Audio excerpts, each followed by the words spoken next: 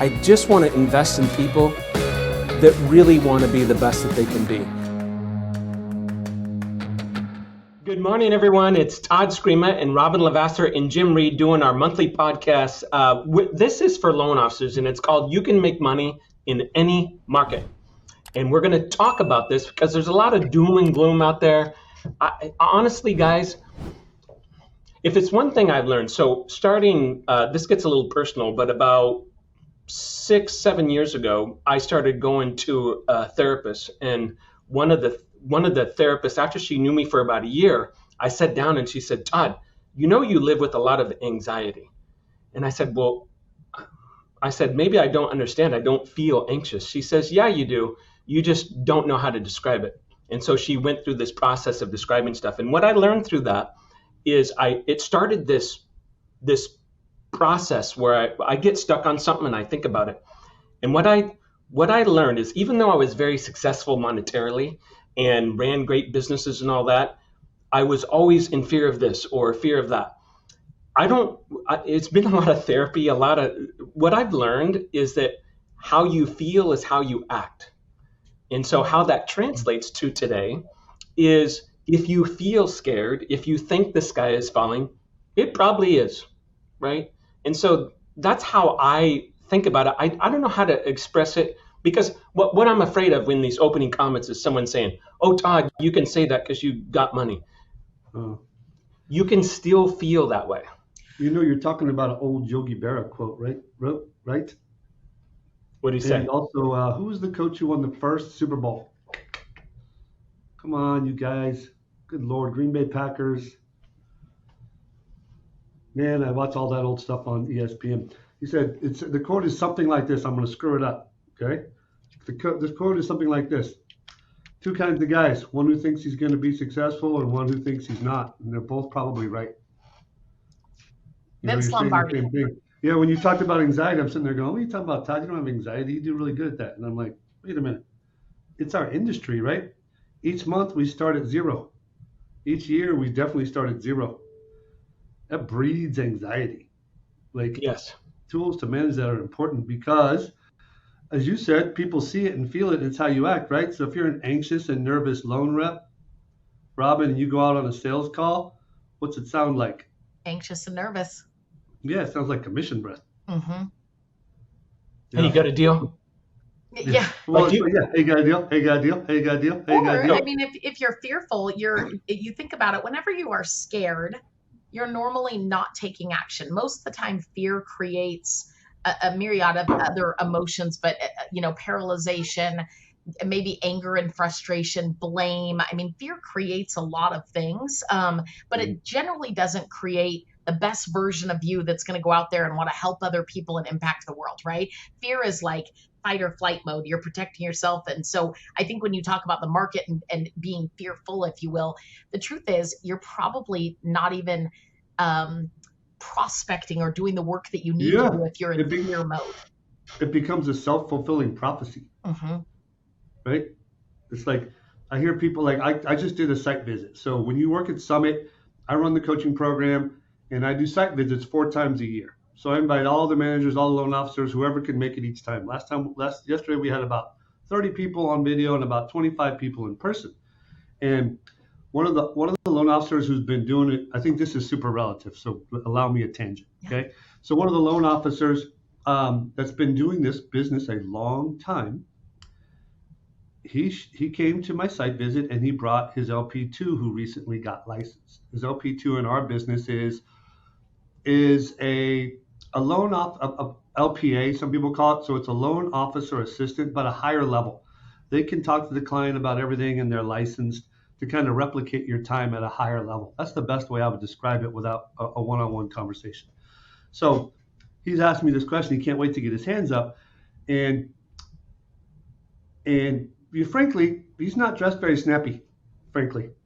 And his question was, I go out and I'm prospecting for new realtor relationships, and the realtor group in general is getting younger.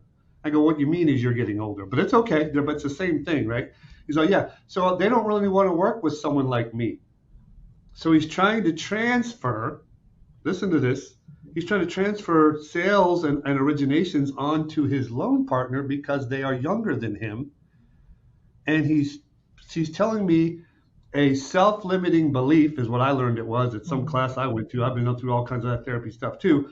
He's telling me a self-limiting belief out loud. Todd, why? Why is he telling me that out loud before he asked me his question? It's a form of deference. Yes, he's getting everybody to say, yeah, you're right. So then he don't got to go do the damn work. Yep. So I stood up there the same age as him. Actually, I'm 1 year older. And I had my suit on and my shirt on and my nice shoes and my belt. And I'm like, do I look younger? Because I'm not younger. Like you just gave yourself an excuse. And I think that people do that in this market. Yeah. And I'm just telling you, if you're listening and it's striking a chord with you, knock it off. Yeah. You're not entitled to anything. You're a loan rep. You probably don't have a degree. If you do, you're not using it.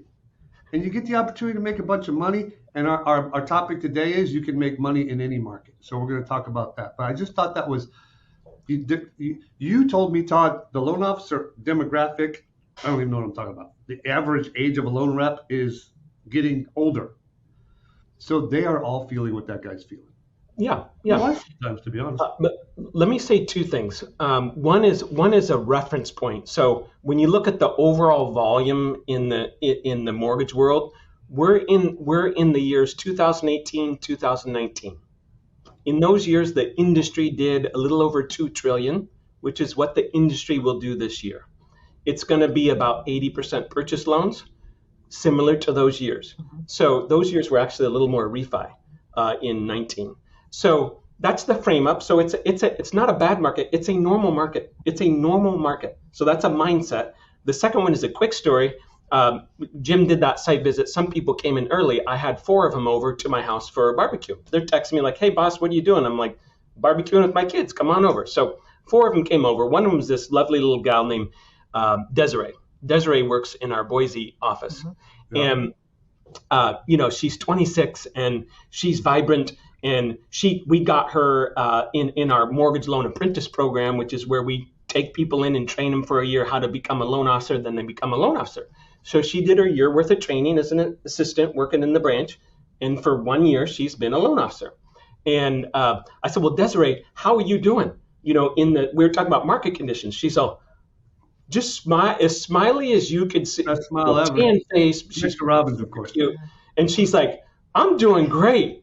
I said, explain that. She says, well, I'm having my second best month ever.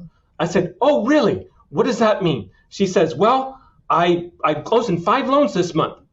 I said, oh, what's your best ever? She says, well, 2 months ago, I closed 6 loans. I said, I'm thinking to myself, there's 15-year loan reps aren't closing 5, 6 loans, right? Sure. Now, why is she doing that? To her, she has no clue that it's a good, bad market. She doesn't pay attention. She doesn't talk about it. This is just how a younger person acts and feels. And so she told a quick story. She says, Todd, when Nate hired me, I was working as a bank teller, making just above minimum wage. She says, I'll make more this month than I made in 6 months at the bank. So that's why I'm excited. And I'm 1 year in. And oh, by the way, I just bought my second home. She rented a house. Her payment's $1,500. She's a little entrepreneur. $1,500, and she rented it for $3,200. You know what's interesting about that story, Todd?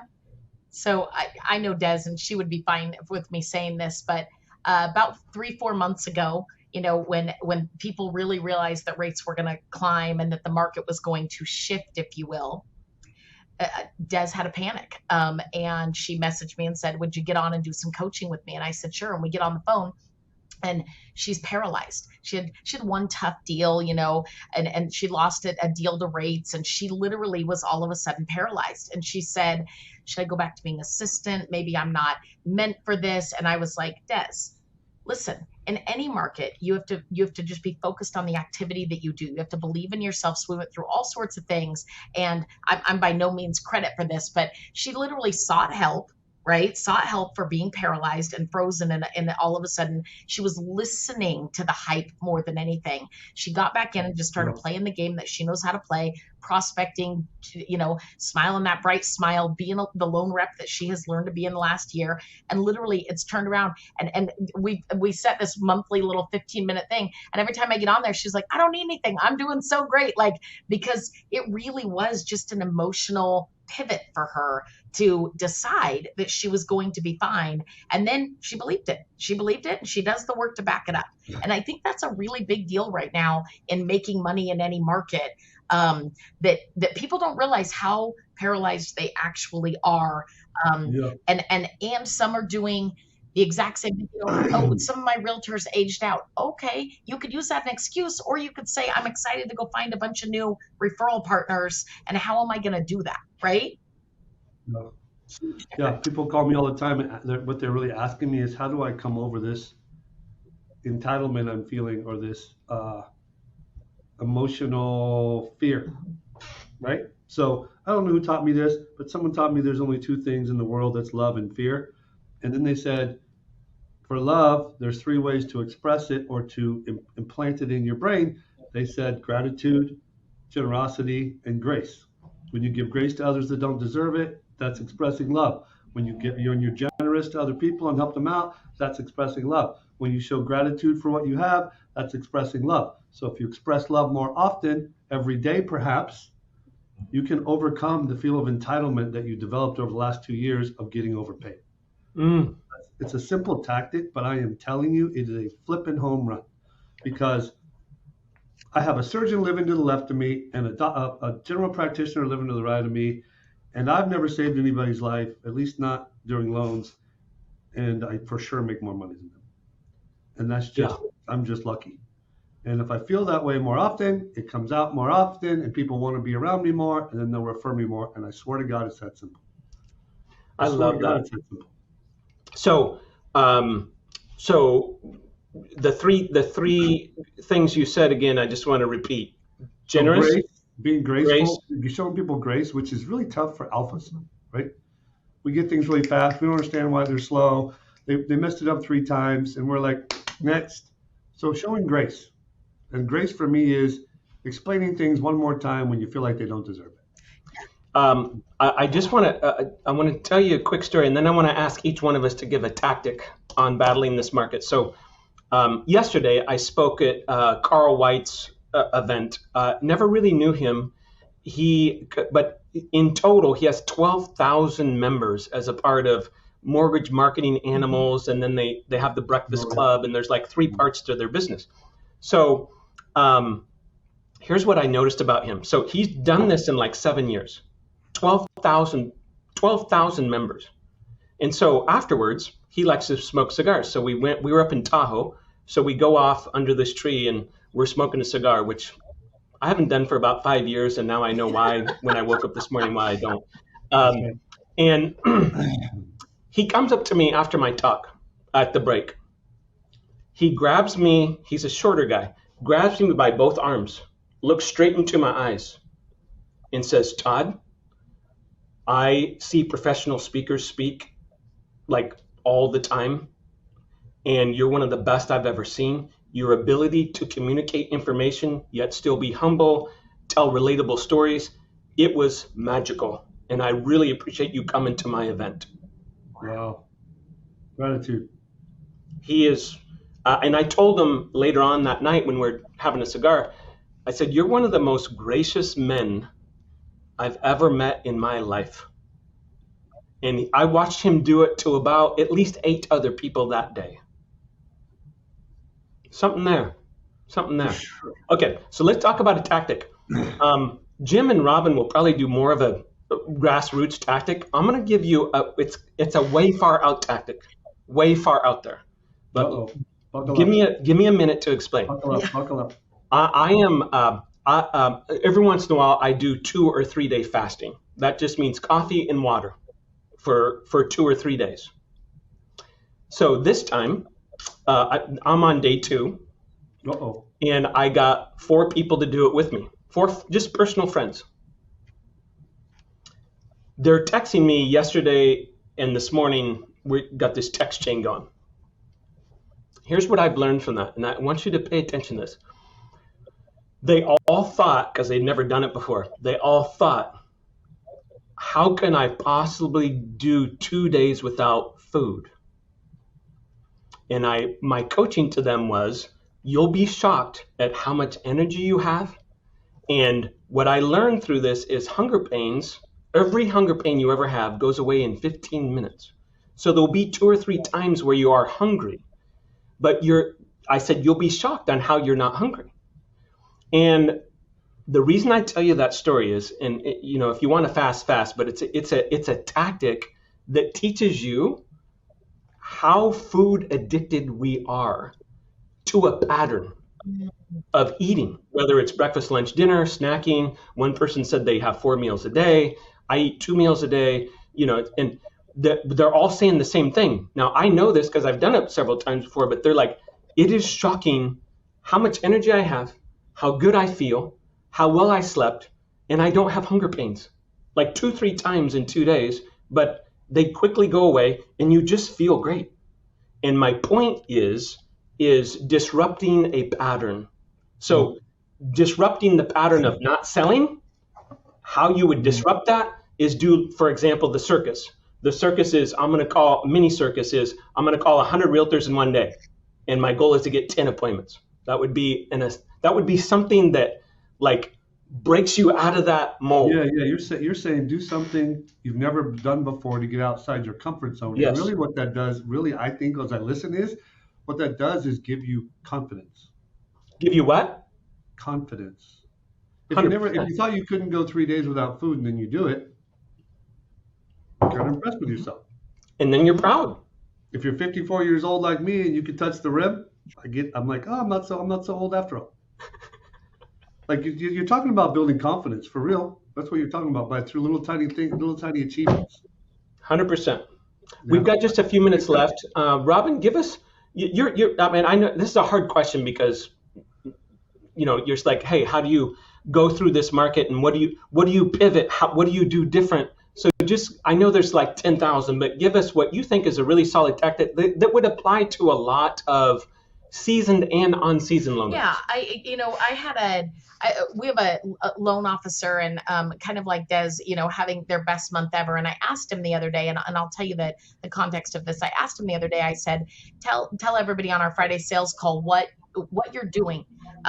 Brand new in a market, moved there, middle-aged, followed his son, who's an originator. His son's been an originator for about a year. He's only been an originator since February.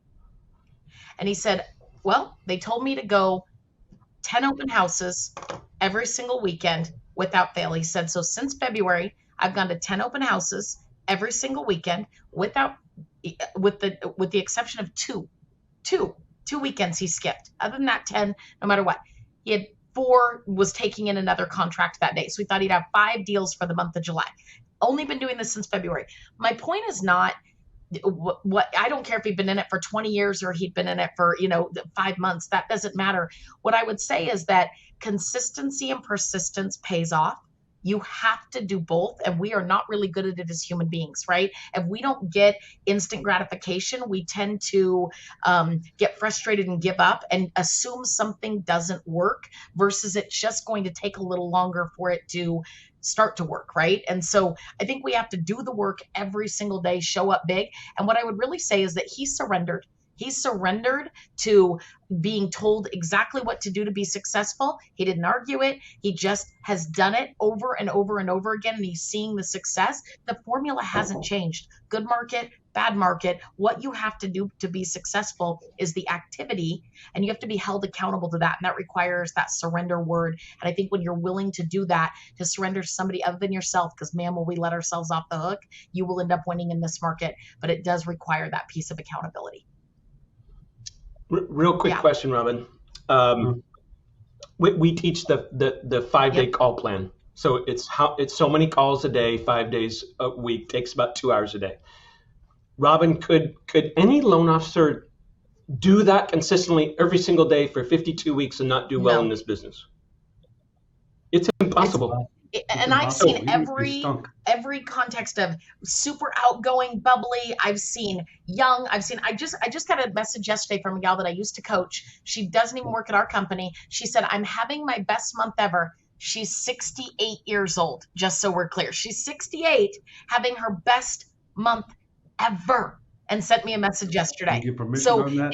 I think I love people it. think, like Jimmie said at the very beginning, right? Oh, I'm this, so let me give myself a scapegoat right out of the gate and explain why it's okay for me to not do as well as other people. Bull. It is a choice. It is a choice every day how you show up and what you choose to do, and then who you allow to hold accountable and to mentor you through it, which we all need right now, especially in the emotional state of fear. Jimmie. Yeah.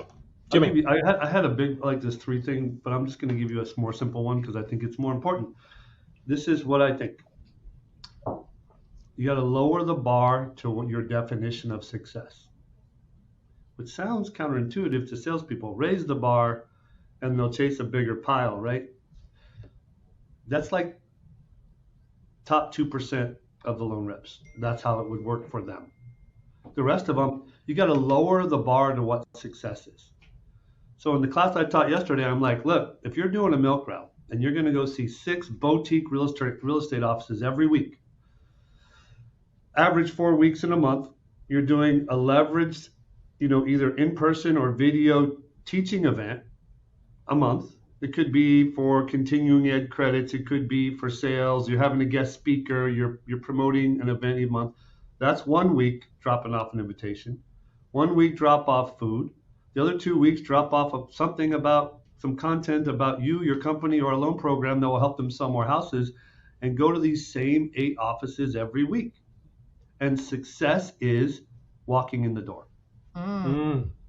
Success is walking in the door. You don't have to get a card. You don't have to get a lead.